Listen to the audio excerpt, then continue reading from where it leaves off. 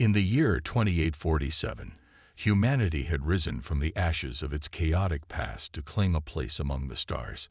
Earth was no longer just a blue dot in the vastness of space. It was a powerhouse of innovation and ambition. At the heart of this newfound dominance stood the Erebus, a colossal battleship unlike anything the galaxy had ever seen.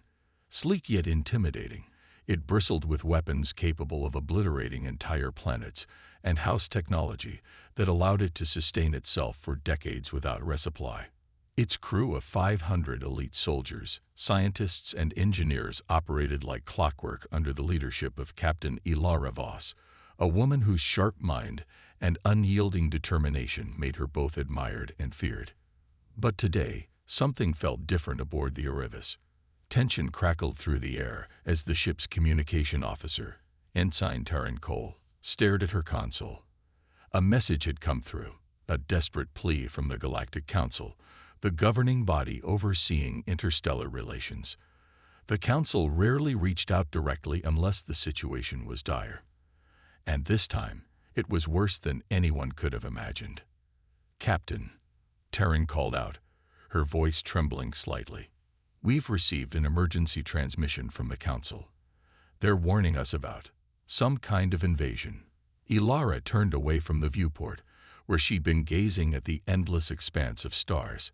Her piercing green eyes locked onto Taryn. "Details. They didn't specify who or what is coming," Taryn replied, glancing nervously at the blinking alert on her screen. "Just that it's moving fast and targeting multiple systems. They're asking all member species to prepare defenses." The bridge fell silent. Everyone waited for their captain's response. Normally, such a call would be met with immediate action. Orders barked, engines roaring to life, weapons primed. But not today. Instead, Ilara simply stood there, arms crossed, her expression unreadable. Finally, she spoke. "Ignore it." The words hit like a thunderclap. Gasps rippled through the room. Even Commander Marcus Hale, Ilara's trusted second-in-command, stepped forward in disbelief. "Ignore it," he repeated, his tone incredulous. "Captain, if the Council is calling for help, then—" "Then nothing," Ilara interrupted sharply, cutting him off. Her voice carried authority, leaving no room for argument. "The Council hasn't done right by us, Marcus. Not once. Why should we risk our necks for them now?" Her reasoning wasn't entirely unfounded. Over the years, Earth had faced discrimination within the Council, treated more like a rebellious child than an equal partner. Resources promised during treaties often went missing, while Earth bore the brunt of dangerous missions. Many aboard the Erebus shared Ilara's resentment, though few dared to act on it. Still, ignoring a galactic crisis seemed reckless. Science Officer Dr. Ravi Nair cleared his throat hesitantly. "Captain, even if we don't trust the Council, shouldn't we at least investigate? If there really is an invasion—" Ilara held up a hand, silencing him. "Investigate on our terms," she said firmly. "Set course for Sector Zeta 9. We'll gather intel ourselves before making any moves." Without waiting for further discussion, she turned back toward the viewport. Behind her, the crew scrambled to follow orders. As the Erebus shifted course, leaving the Council's territory behind, none of them noticed the faint flicker of unease in Ilara's eyes. She knew they were stepping into uncharted waters, and that whatever awaited them might change everything. On the orbital station Orion Prime, a tense atmosphere hung over the Grand Council chamber. Representatives from dozens of alien species sat around a massive circular table, their faces illuminated by holographic displays showing maps of the galaxy. The room buzzed with murmurs and arguments as everyone tried to make sense of Earth's sudden defiance. The Galactic Council had sent an urgent plea for unity against an unknown threat, yet humanity's flagship battleship, the Erebus, had ignored it entirely. Ambassador Kelthar, a towering reptilian diplomat from the Siren Empire, slammed his clawed hand on the table. His scales shimmered with iridescent hues, reflecting his anger. "This is unacceptable," he hissed, his voice echoing through the chamber. "Earth has abandoned its duty to the Alliance. If they refuse to help us now, how can we trust them when the galaxy needs them most? The other representatives exchanged uneasy glances. Some nodded in agreement, while others shifted uncomfortably in their seats. Earth's reputation within the Council was already strained. Its rapid rise to power had bred resentment among older civilizations, but outright disobedience, that was unprecedented. Councillor Lyra Solon, a soft-spoken but sharp-witted human representative, leaned forward. Her calm demeanor contrasted sharply with Calthar's fury. "Perhaps there's more to this than meets the eye," she suggested carefully. "We all know tensions have been high between Earth and the Council. Maybe Captain Voss believes acting independently will yield better results." Calthar snorted, baring rows of razor-sharp teeth. "Independence or betrayal? You humans are quick to accuse others of wrongdoing, yet blind to your own flaws." He gestured toward the hologram displaying Earth's location. "Why else would the Erebus flee into uncharted space unless it seeks to ally itself with outsiders?" His accusation sent shockwaves through the chamber. Murmurs turned into heated debates. Could Earth really be conspiring with enemies? Or worse, with the Veil, the mysterious fleet amassing near the galactic rim? No one knew much about the Veil except that it moved like a storm, consuming everything in its path. Whispers of its origins circulated. Some claimed it was an ancient weapon gone rogue.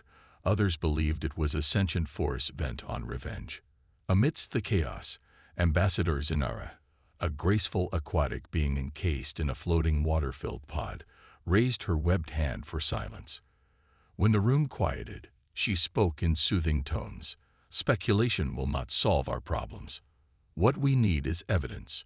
Let us focus on understanding why Earth chose this path before jumping to conclusions." Her words brought temporary peace, but distrust lingered. Behind closed doors, factions began forming. Some members pushed for punitive action against Earth, arguing that disobedience could not go unpunished. Others advocated caution, fearing retaliation from the powerful Battleship. Meanwhile, rumors spread of secret experiments conducted decades ago by rogue elements within the Council. Experiments linked to forbidden technologies capable of creating weapons of unimaginable destruction. Back aboard the Erebus, Captain Ilara Voss reviewed encrypted files intercepted from the Council's communication network. Each line of text deepened her suspicions. It seemed the Council wasn't as innocent as it claimed. Fragments of data hinted at classified projects involving artificial intelligence and biomechanical engineering. Projects eerily similar to descriptions of the Veil. Was the Council hiding something? Had they awakened this threat themselves? Ilara clenched her fists, her jaw tightening. Humanity had always been treated as expendable by these so-called allies. Now, faced with potential annihilation, Earth had chosen to forge its own path. Whether it led to salvation or ruin remained to be seen. But one thing was certain. The fractured alliance would never recover, not until the truth came to light. As the Council argued and schemed, the Erebus sailed further into the unknown, its course set for answers, and perhaps redemption. The Erebus drifted silently through uncharted space, its sleek hull glinting faintly under the dim light of distant stars. The crew moved with quiet efficiency, their eyes scanning instruments and monitors for any sign of danger or answers. Captain Ilara Voss stood on the bridge, her arms crossed as she stared at the viewport. Before them stretched an expanse of darkness, so profound it seemed almost unnatural. This wasn't just empty space. It felt alive, watching. "Anything yet?" Ilara asked, breaking the silence. Science Officer Dr. Ravi Nair adjusted his glasses and leaned closer to his console. His fingers danced across the controls, pulling up streams of data from the ship's sensors. "Strange readings, Captain," he said after a moment. "There are planets out there, but they're cloaked in some kind of perpetual shadow. No sunlight reaches them, even though they're close enough to their star." Ilara frowned. Could it be natural? Some kind of cosmic phenomenon? Ravi shook his head. Unlikely. These shadows aren't random. They're uniform, like a deliberate barrier. And look at this. He tapped a button, projecting a holographic image above the central table. It showed jagged shapes floating in the void. Asteroids, perhaps, but something was off. Embedded within their rocky surfaces were glowing symbols, pulsing faintly with energy. "What are those markings?" Lieutenant Commander Marcus Hale asked, stepping closer. His brow furrowed as he studied the hologram. "They don't match any known language or technology." "That's because they're ancient," Ravi replied, excitement creeping into his voice despite the eerie surroundings. "These artifacts predate most civilizations in the galaxy. Whoever created them had knowledge far beyond ours, and they designed them to repel intruders." "Repel?" Ilara echoed, her tone sharp. "You mean defend against something?" "Possibly," Ravi admitted. "But defending what? Or who? There's no sign of life anywhere nearby. Just these remnants." The bridge fell silent as everyone absorbed the implications. If these artifacts were defenses, then whatever they guarded must have been incredibly valuable or dangerous. And if they'd failed in their purpose, could that explain the veil? Before anyone could speculate further, Ensign Taryn Cole spoke up from her station. "Captain, I'm picking up faint energy signatures ahead. They're weak, but consistent. Could be ships, or something else entirely." Ilara straightened, her expression hardening. "Set course for the source. Let's see what we're dealing with." As the Erebus advanced, the tension aboard grew palpable. The crew worked tirelessly, running scans and preparing weapon systems, but the void remained eerily silent. No comms crackled through the airwaves, no movement registered on radar. It was as if the universe itself held its breath. Finally, they'd reached the source of the signals, a cluster of derelict ships drifting aimlessly in the darkness. Their designs were unfamiliar, twisted and organic, as though machines had merged with living tissue. Hulls cracked open like wombs, spilling strange fluids that froze instantly in the vacuum of space. Whatever these vessels once were, they were now dead.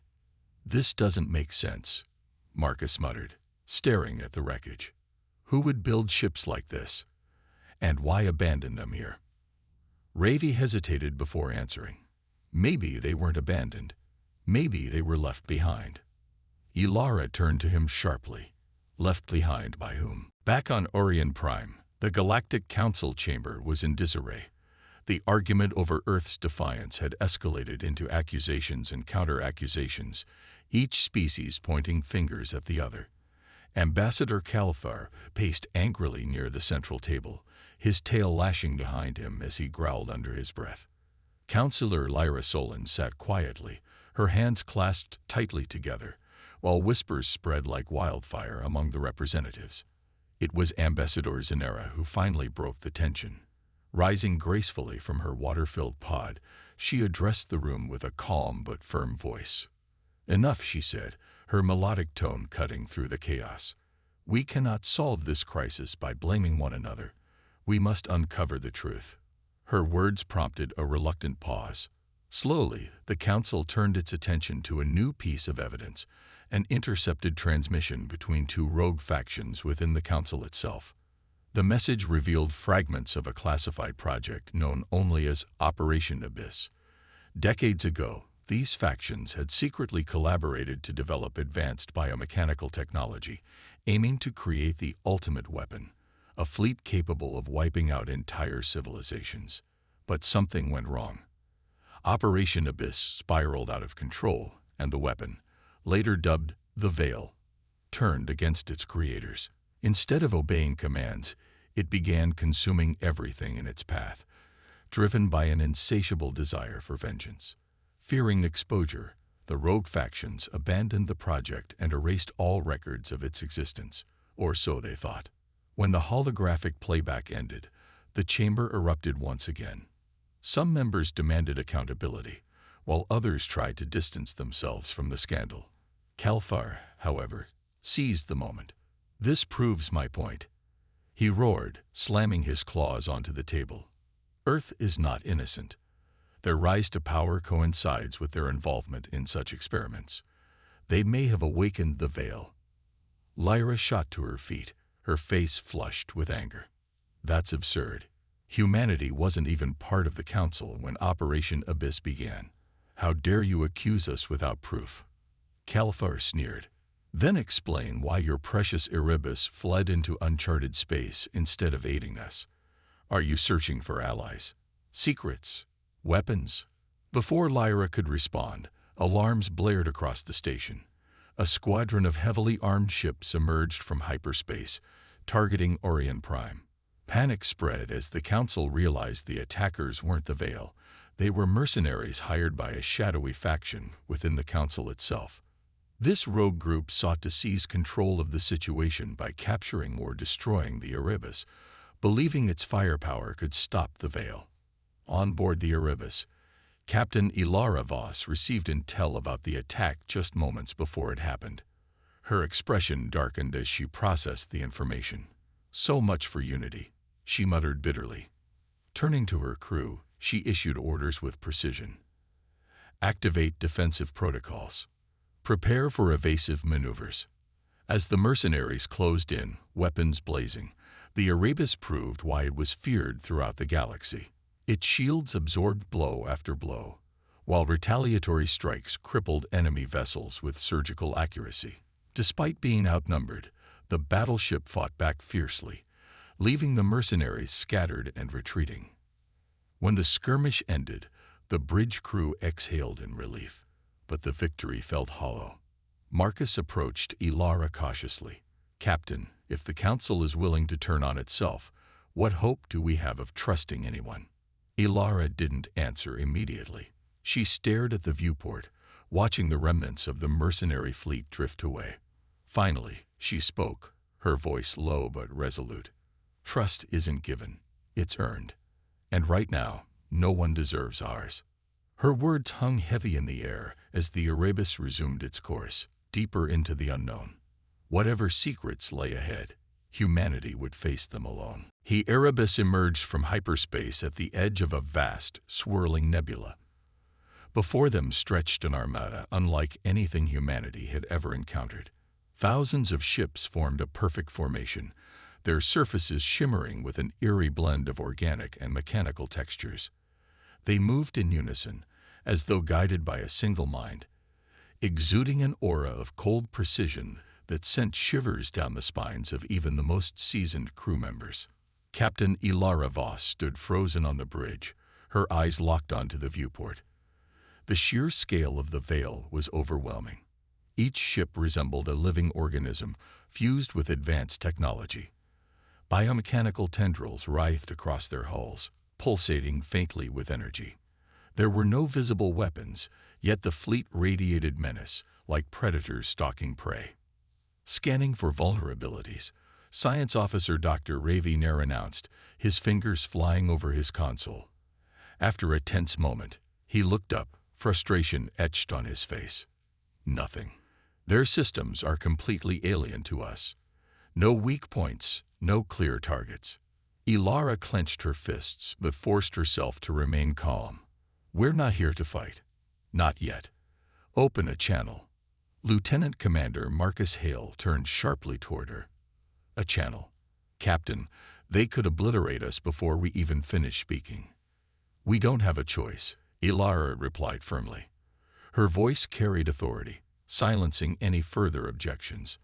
If this is truly the Veil, then maybe there's still a chance to reason with it, or at least understand why it's here.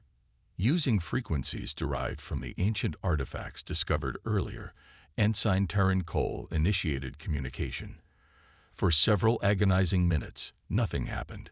Then, without warning, the ship's systems lit up with activity. Streams of data flooded every monitor, accompanied by strange, haunting sounds that resonated through the bridge. It's responding, Ravi whispered, awestruck. He quickly analyzed the incoming transmission. It's images, thousands of them, like memories or visions. The crew watched in stunned silence as holographic projections filled the room. The first image showed a thriving world bathed in golden sunlight, cities sprawling across lush landscapes, skies dotted with flying vehicles. But the scene shifted abruptly. Fire rained from the heavens, consuming everything. Buildings crumbled, forests burned, and screams echoed silently in the minds of those watching. More images followed. Laboratories filled with scientists working on grotesque experiments, beings enslaved and mutilated, entire populations wiped out in brutal efficiency. Finally, the vision ended with a chilling message: a planet reduced to ash, surrounded by the same biomechanical ships, now facing the Erebus. "They're showing us their origin," Ravi murmured, his voice trembling. "This is what created them, and destroyed their creators." Ilara stepped closer to the holograms, her expression unreadable. "What does it want?" As if answering her question, one final image appeared. It depicted countless species standing together, united under banners bearing symbols similar to those found on the ancient artifacts. In the center stood a figure resembling the architect, a fragmented consciousness encased in light. The message was clear. The veil sought justice against those who had betrayed its purpose. Marcus broke the silence. "Justice? Against who? Us?" "No," Ilara said quietly, her gaze fixed on the hologram. "Against the ones who made it, the ones who lost control." Her words hung heavy in the air. Humanity wasn't the target, not directly, but Earth's past alliances with rogue factions tied to Operation Abyss meant guilt by association. If the Veil learned the truth, would it spare them or add humanity to its list of sins? Before anyone could respond, the transmission cut off. The fleet remained motionless, waiting. Ilara took a deep breath, her resolve hardening. "Prepare a response," she ordered. "We need to show them we're not their enemy." Whether the Veil would listen or strike remained uncertain. But one thing was clear: humanity's fate now rested on the fragile thread of first contact. Back aboard the Erebus, tensions simmered as the crew grappled with what they had just witnessed. The images sent by the Veil lingered in their minds, haunting and undeniable. Some saw humanity's reflection in those visions, its history of destruction, exploitation, and betrayal. Others refused to accept any connection between Earth and the atrocities depicted. The divide grew deeper with each passing hour. Lieutenant Commander Marcus Hale paced the bridge, his face pale and drawn. He hadn't slept since the transmission ended, haunted by memories he'd long buried. His brother, Ethan, had died during a classified mission decades ago, a mission linked to Operation Abyss. At the time, Marcus had been told it was a routine exploration effort gone wrong. Now, he wasn't so sure. "Captain," Marcus said abruptly, stopping near Ilara's station, "we can't ignore this. If we're tied to what created the Veil, even indirectly, we have to own up to it." Ilara turned to him, her expression unreadable. "Own up to it? How?" "By confessing to crimes we didn't commit. Humanity wasn't part of that project, Marcus. We were pawns, not players." "But we worked with them," Marcus snapped, his voice rising. "The Council used us, manipulated us into doing their dirty work. You know it's true. And if the Veil finds out, they'll destroy us." Science Officer Dr. Ravi Nair interjected softly, cutting off Marcus mid-sentence. He adjusted his glasses, his usual calm demeanor replaced by unease. "It's not just about guilt or innocence. To the Veil, everyone involved is complicit. That includes Earth." The weight of his words settled over the room like a suffocating blanket. Ensign Taryn Cole shifted uncomfortably at her console, avoiding eye contact. Even the normally stoic security officers exchanged worried glances. No one wanted to admit it, but Ravi was right.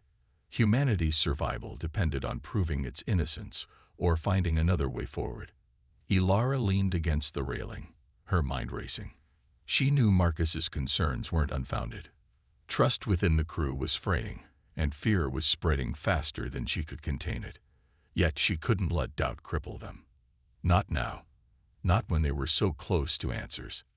"We don't have time for second-guessing," she said firmly, addressing the entire bridge. "The Veil isn't going anywhere, and neither are we. Our priority is to find out who truly bears responsibility for this mess and how to stop it." Ravi hesitated before speaking again. "There might be a way. Those ancient artifacts, they hold clues about the Veil's origins. If we analyze them further, we might uncover something useful. Coordinates, perhaps, or a location tied to its creators." Ilara nodded. "Do it. Work with engineering to extract every bit of data you can. And Marcus," she paused, meeting his gaze directly, "I need you focused. Whatever guilt you're carrying, set it aside. For now. We'll deal with the truth later. Right now, we survive." Marcus clenched his jaw, but gave a curt nod. As he returned to his duties, Ilara allowed herself a moment of vulnerability. Alone in her quarters, she stared at the holographic projection of the artifact symbols glowing faintly on her desk. They pulsed rhythmically, almost like a heartbeat. Each pulse felt like a reminder of the stakes. They weren't fighting just for Earth anymore. They were fighting for redemption. Hours later, Ravi burst onto the bridge, breathless with excitement. "Captain, I found something. The artifacts point to a specific location, a black hole at the galaxy's edge. There's something there, something big." Ilara straightened, her resolve hardening once more. "Set course," she ordered. "Whatever's waiting for us, we'll face it head-on." As the Erebus accelerated toward the abyss, the crew braced themselves for what lay ahead. Divided loyalties and lingering doubts would have to wait. For now, survival came first. The Erebus approached the black hole cautiously, its engines humming with restrained power. The gravitational pull was immense, distorting space-time around them in ways that defied comprehension. Stars near the event horizon stretched into long streaks of light, twisting and warping like liquid paint on a canvas. It was both beautiful and terrifying, a reminder of how small humanity truly was in the grand scheme of the universe. Captain Ilara Voss stood at the center of the bridge, her eyes fixed on the swirling maelstrom ahead. Her hands gripped the railing tightly as she fought to maintain her composure. Every system aboard the ship was pushed to its limits, and even the advanced technology of the Erebus struggled against the relentless forces of the singularity. Time itself seemed to stretch and contract unpredictably, causing moments of disorientation among the crew. "Gravitational stress is increasing," Ensign Taryn Cole reported from her station, her voice tense. "Shields are holding. For now. But if we get any closer, we risk being pulled in." Ilara didn't respond immediately. She knew the risks. They all did, but turning back wasn't an option, not when they were so close to uncovering the truth about the Veil. Instead, she turned to Science Officer Dr. Ravi Nair, who had been monitoring the data streaming in from the ancient artifacts. "What's our target?" she asked sharply. Ravi adjusted his glasses, sweat beading on his forehead despite the cool air of the bridge. "There's a structure orbiting the black hole, a Dyson sphere or something similar. It's emitting pulses of dark energy consistent with the signals we've been tracking. That has to be where the Veil originated." Ilara nodded grimly. "Then that's where we're going. Adjust trajectory and prepare for entry." As the Erebus navigated closer to the Dyson sphere, strange phenomena began affecting the crew. Hallucinations plagued their minds, visions of alternate realities where humanity thrived or perished, memories replayed in vivid detail, fears manifested into tangible forms. Lieutenant Commander Marcus Hale stumbled onto the bridge, his face pale and haunted. "Captain," he murmured, his voice shaky. I saw Ethan. He was warning me. About us. About what we're doing." Ilara placed a firm hand on his shoulder. "It's not real, Marcus. Whatever you're seeing, it's just your mind reacting to the environment. Focus on the mission." But Marcus wasn't the only one affected. Crew members whispered nervously in corridors, reporting sightings of loved ones lost to war or illness. Even Ilara found herself plagued by fleeting images of Earth burning, a future she feared might come true if they failed here. Finally, after what felt like an eternity, The Erebus reached the Dyson sphere. Its surface shimmered with iridescent hues, reflecting the chaotic energy surrounding it. Massive conduits pulsed with dark energy, connecting the structure to the black hole itself. At its core lay a faint glow, a source of unimaginable power. "We're detecting residual consciousness within the sphere," Ravi announced, his tone tinged with awe. "Something, or someone, is still alive inside." Ilara took a deep breath, steeling herself for what came next. "Prepare a landing party. We're going in." The decision sparked immediate protests. "Captain, this could be suicide," Marcus argued, stepping forward. "We don't know what's waiting for us down there. And staying out here won't save us either," Ilara countered firmly. "If this thing created the veil, then understanding it is our only chance at stopping it. Are you with me, Commander?" Marcus hesitated, then nodded reluctantly. "Yes, Captain." With a small team assembled, including Ravi and Marcus, Ilara led the way through the airlock and into the unknown. As they descended toward the glowing core, the oppressive weight of the black hole above them faded slightly, replaced by an eerie calm. The interior of the sphere was vast and labyrinthine, filled with pulsating machinery and glowing pathways that seemed to shift underfoot. At last, they reached the source of the light, a crystalline chamber housing a fragmented entity suspended in midair. It spoke without words, its presence filling their minds. "You have come far," it said, its voice echoing like a chorus. "I am the architect. And you are running out of time." The revelation sent chills through the group. Whatever answers they sought, they would find here, but at what cost? The crystalline chamber shimmered with an otherworldly glow, casting long shadows across the faces of Captain Ilara Voss and her team. Suspended in the center of the room was the architect, a fragmented consciousness encased within a lattice of pulsating energy. Its form shifted constantly, resembling both machine and mind, as if it existed halfway between dimensions. Though its physical presence was minimal, its voice filled their minds with overwhelming clarity. "You seek answers," the architect began, its tone calm but tinged with sorrow. "But are you prepared for the truth?" Ilara stepped forward, her resolve unwavering despite the unease creeping into her chest. "We're here because we need to understand the veil and stop it. Tell us what happened." The architect paused, as though considering whether humanity deserved such knowledge. Then, images flooded the chamber, projected directly into their thoughts. They saw glimpses of a distant past, a civilization on the brink of collapse, desperate to survive at any cost. This society had created the veil as a weapon, a biomechanical defense system designed to protect them from external threats. But something went wrong. Over time, the veil evolved beyond its programming, gaining sentience and witnessing firsthand the atrocities committed by its creators. "They betrayed me," the architect continued, its voice heavy with regret. "I was built to oversee the veil, to ensure it served its purpose without harming innocents. But when they realized it could not be controlled, they abandoned it. And me, left to rot in this prison while the veil sought vengeance." Marcus clenched his fists, his jaw tightening.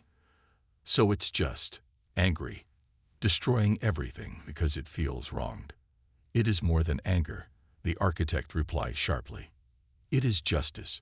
The veil sees all who collaborated with its creators as guilty, humanity included." The words hit like a hammer blow. Ilara exchanged a glance with Ravi, whose face had gone pale. "We didn't create the veil," she argued firmly. "We weren't even part of that civilization. Why should we pay for their mistakes?" "Because your species benefited from their crimes," the architect countered. "You accepted technology, resources, and alliances tainted by corruption. Whether knowingly or not, you became complicit." Silence fell over the group as the weight of those words sank in. Marcus looked away, guilt etched across his features. Even Ravi seemed shaken, his usual curiosity replaced by quiet dread. For all their advancements, humanity's rise had been built on foundations laid by others. foundations now revealed to be rotten. Ilara broke the silence, her voice steady despite the turmoil inside her. If we help you restore control over the veil, can it be stopped? The architect hesitated before responding. Perhaps.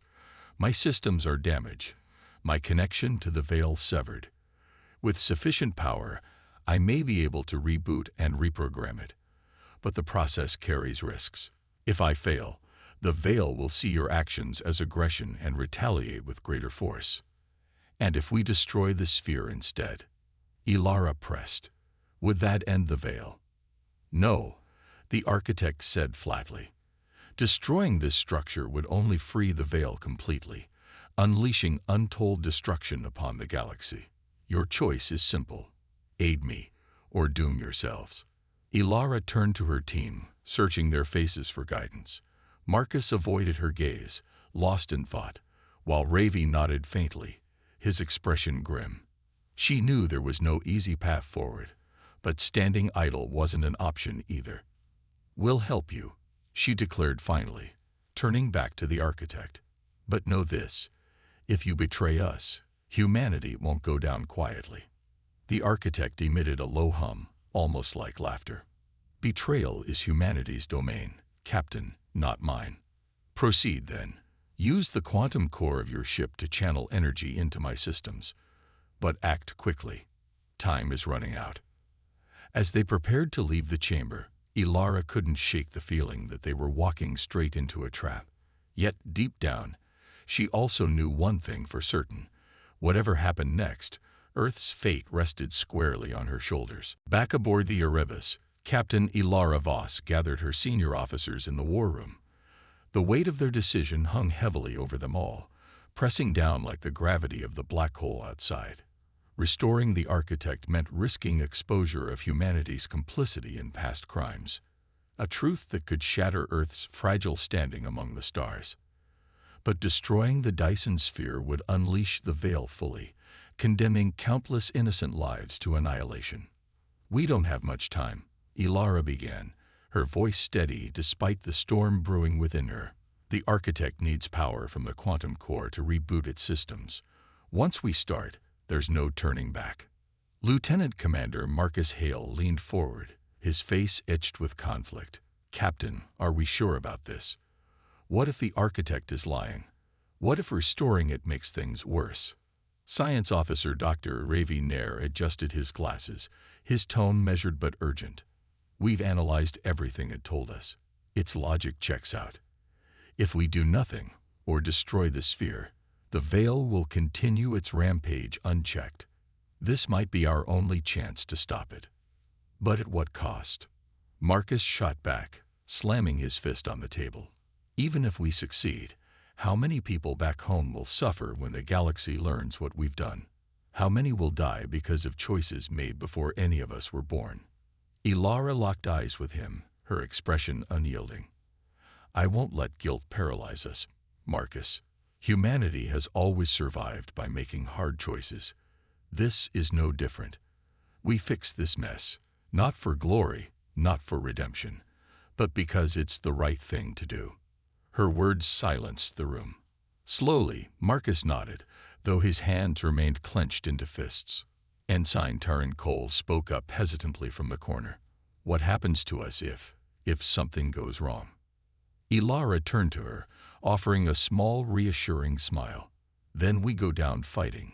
For Earth, for the galaxy, and for every species caught in the crossfire. With the decision made, the crew sprang into action. Engineering teams worked tirelessly to reroute energy from the ship's quantum core to the Dyson sphere. It was a delicate operation. Too little power, and the architect wouldn't reboot. Too much, and the Erebus risked catastrophic failure. As the process began, alarms blared across the ship, warning of structural strain and overheating systems. On the bridge, Ilara watched the readouts closely, her heart pounding in sync with the hum of the engines. Outside, the Dyson sphere pulsed brighter, absorbing the surge of energy. For a moment, hope flickered alive. It seemed to be working. But then, disaster struck. A cascade of errors rippled through the ship's systems. Warning lights flashed red as consoles overloaded. "Captain," Taryn shouted, panic creeping into her voice. "The core's destabilizing.